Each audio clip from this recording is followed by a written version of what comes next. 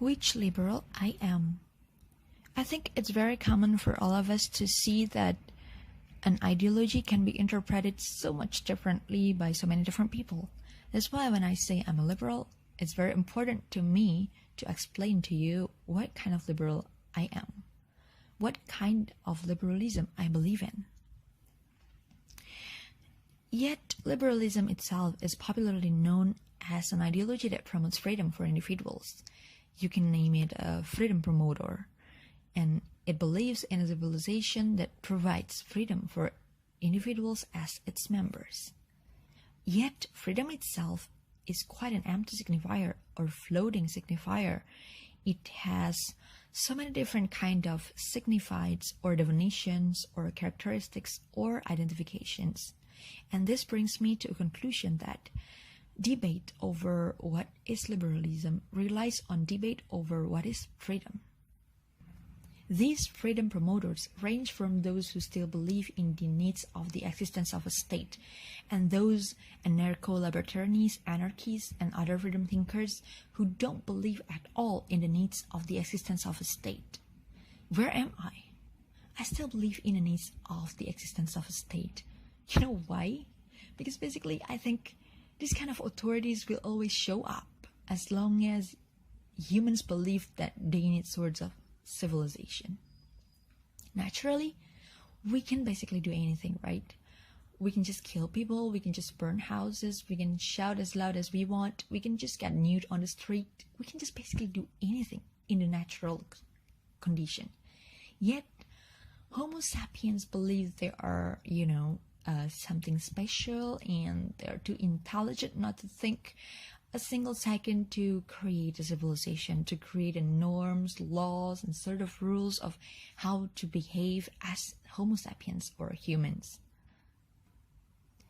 This is why I believe that state will always exist, even if it exists in different kind of forms, even if it doesn't exist as a form of governance as it is that we know right now, but it will exist in other forms like religious leaders or institutions and cultural leaders, tribalistic institutions, ethnicity or racist kind of institutions.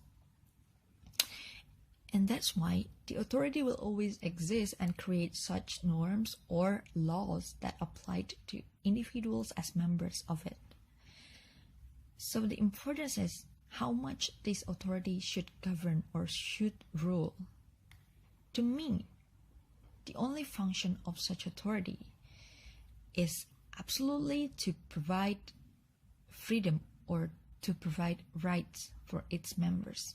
It means that it protects its members' rights as humans. And what kind of rights as humans that we deserve to have? I agree with Rothbard. The only rights that should exist in the world is property rights, and it already includes body autonomy, because our body is our property. And the only function of the state is to protect these rights, to protect our property rights from the violation of others.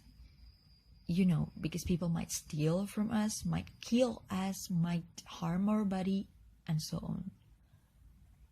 And that's exactly where the state needs to present and interfere through laws and other, institutional tools that the governments have.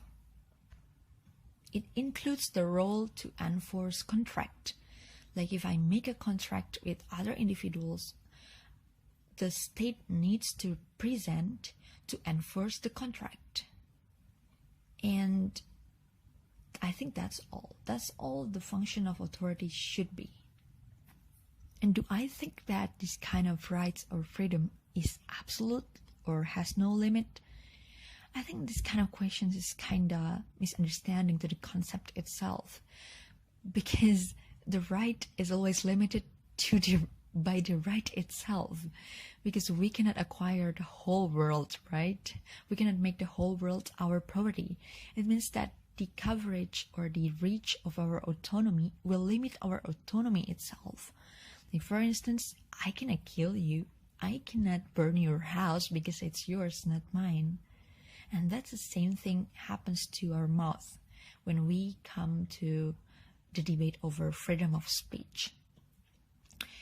I believe that speech can't be harm to other property or to other people's right, because speech is kind of non-material in this kind of context. Like, you cannot basically harm people physically through speeches, right? And I do follow Mill's harm principles, where harm is something that materially proven or empirically proven, and it should be measurable.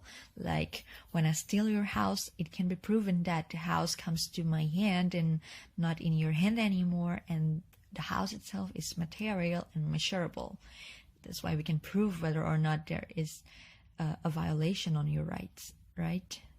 Well, it's different from speech. Like, you cannot prove whether or not the speech harms me, especially because it doesn't harm me physically. And what if I tell you to kill your mom and then finally you kill her? I think that's also not harm that comes from my speech. It comes from your hand.